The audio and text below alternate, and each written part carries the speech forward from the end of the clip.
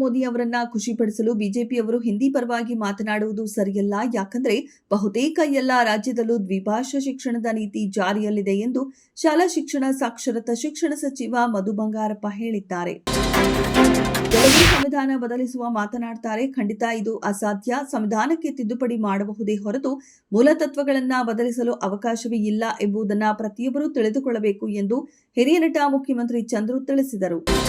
ಕರ್ನಾಟಕ ಸರ್ಕಾರ ಇವಿಎಂ ಬದಲು ballot paper ಬಳಸಿ ತಂತ್ರಜ್ಞಾನದಿಂದ ದೂರ ಸರಿದ ಬೆನ್ನಲ್ಲೇ ಇದೀಗ ಇವಿಗಳ ಮೇಲಿನ ತೆರಿಗೆ ವಿನಾಯಿತಿ ಹಿಂಪಡೆದು ಲೈಫ್ ಟೈಮ್ ರಸ್ತೆ ತೆರಿಗೆ ವಿಧಿಸಿರುವುದು ಸುಧಾರಣೆಯಿಂದ ಮತ್ತೊಂದು ಹೆಜ್ಜೆ ಹಿಂದೆ ಹೋದಂತಿದೆ ಎಂದು ಕೇಂದ್ರ ಹೊಸ ಮತ್ತು ನವೀಕರಿಸಬಹುದಾದ ಇಂಧನ ಸಚಿವ ಪ್ರಹ್ಲಾದ್ ಜೋಶಿ ತೀವ್ರ ಅಸಮಾಧಾನ ವ್ಯಕ್ತಪಡಿಸಿದ್ದಾರೆ. ದಶಕಗಳ ಕಾಲದ ಹೋರಾಟ ಮತ್ತು ಕಾನೂನು ಅಡೆತಡೆಗಳ ನಂತರ ಕರ್ನಾಟಕದ ಮಹತ್ವಾಕಾಂಕ್ಷೆಯ ಎತ್ತಿನಹೊಳೆ ಸಮಗ್ರ ಕುಡಿಯುವ ನೀರಿನ ಯೋಜನೆಗೆ ಕೇಂದ್ರ ಸರ್ಕಾರದಿಂದ ಮಹತ್ವದ ಅನುಮೋದನೆ ದೊರೆತಿದೆ. ಈ ಮೂಲಕ ಕೋಲಾರ, ಚಿಕ್ಕಬಳ್ಳಾಪುರ ಸೇರಿದಂತೆ 7 ಜಿಲ್ಲೆಗಳ ಜನರ ಕುಡಿಯುವ ನೀರಿನ ಕನಸು ನನಸಾಗುವತ್ತ ದೊಡ್ಡ ಹೆಜ್ಜೆ ಇಟ್ಟಂತಾಗಿದೆ. ರೇಣುಕಾಸ್ವಾಮಿ ಕೊಲೆ ಪ್ರಕರಣದ ವಿವರಗಳನ್ನ ಪ್ರಸಾರ ಮಾಡದಂತೆ ನ್ಯಾಯಾಲಯದ ನಿರ್ಬಂಧ ಆದೇಶವನ್ನ ಉಲ್ಲಂಘಿಸುತ್ತಿರುವ ಮಾಧ್ಯಮಗಳ ವಿರುದ್ಧ ಕ್ರಮ ಕೈಗೊಳ್ಳುವಂತೆ ಕೇಂದ್ರ ಸರ್ಕಾರಕ್ಕೆ ನಿರ್ದೇಶನ ನೀಡಬೇಕು ಎಂದು ಕೋರಿ ಪ್ರಕರಣದ ಆರೋಪಿಯಾಗಿರುವ ನಟ ದರ್ಶನ್ ಹೈಕೋರ್ಟ್ಗೆ ಅರ್ಜಿ ಸಲ್ಲಿಸಿದ್ದಾರೆ. ಡಯಾಲಿಸಿಸ್ ಯೋಜನೆಯನ್ನ ಬಲಪಡಿಸುವ ಉದ್ದೇಶದಿಂದ ಎಐ ಆಧಾರಿತ ಸ್ಮಾರ್ಟ್ ಮೇಲ್ವಿಚಾರಣಾ ವ್ಯವಸ್ಥೆಯನ್ನ ಕೆಸಿ ಜನರಲ್ ಆಸ್ಪತ್ರೆಯಲ್ಲಿ ಪರಿಚಯಿಸಲಾಗಿದೆ. ಇದರ ಉಪಯೋಗವನ್ನ 2 ತಿಂಗಳ ಕಾಲ ಪರಿಶೀಲಿಸಿ ನಂತರ ಇತರೆ ಸರ್ಕಾರಿ ಆಸ್ಪತ್ರೆಗಳಲ್ಲೂ ವಿತರಿಸಲು ಕ್ರಮ ಕೈಗೊಳ್ಳಲಾಗುವುದು ಎಂದು ಆರೋಗ್ಯ ಸಚಿವ ದಿನೇಶ್ ಗುಂಡೂರಾವ್ ಹೇಳಿದ್ದಾರೆ.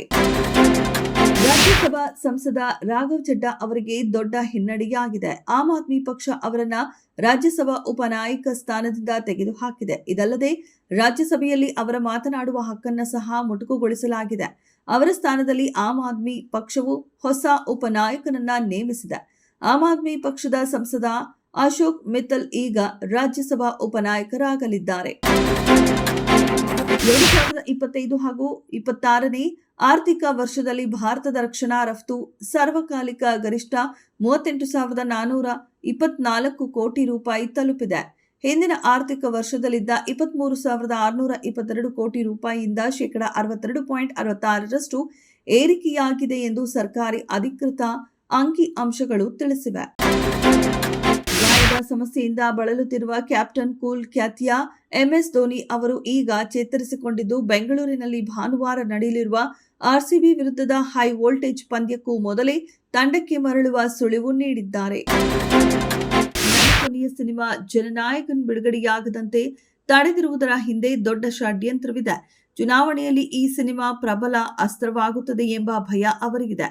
ಒಬ್ಬ ಸಹೋದರನಾಗಿ, ಮಗನಾಗಿ ನಿಮ್ಮ ವಿಜಯ್ಗೆ ನ್ಯಾಯ ಬೇಕು ಎಂದು ಅವರು ಭಾವುಕರಾಗಿ ನುಡಿದರು.